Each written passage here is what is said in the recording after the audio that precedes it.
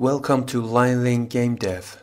I updated my game. I'm learning more. The first update is that I stopped using tile maps for now and I replaced them with objects here. Now we have door objects. For now I put flag here. When I stay on the object and press space, we can go to next level. As you can see, I went to level 2. Here is another door object here. I can move to another level. I haven't designed the test levels yet. I disabled killing the enemy for now. I have a bit of problem.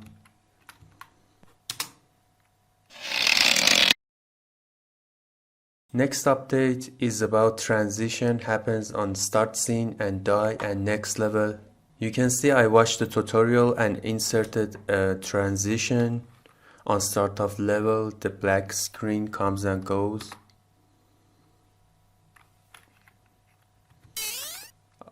Also when I die.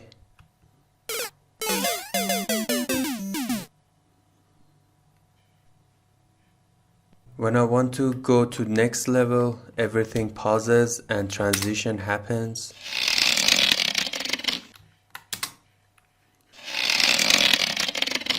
And I also put an invisible barrier so you can't fall forever.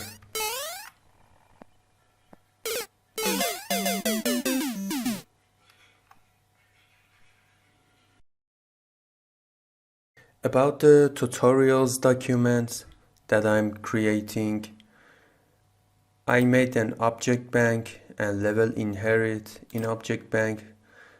Basically, I put all the objects that I need in a scene, like blocks and hazards and enemies and level objects, so I can copy paste them into new levels. For inheriting the scene, I can create a level and set new inheritance scene. Next is changing layout or room scene in God of War. As you can see, I have a door object. It was this flag. It's area 2D export file. When you put export file here, as you can see, room go, you can set the room you want to go here. On body entered, get tree, change scene to file, room go. Animation finished, do await. That means if you have an animation player object in your node, when the animation is finished, you can trigger an event animation player.play exit level plays, then awaits animation player.animation finished. Now when the animation is finished, this command will happen. Get tree.change scene to file and this one. Of course, I changed this string to a variable so we will not have a bug in the future.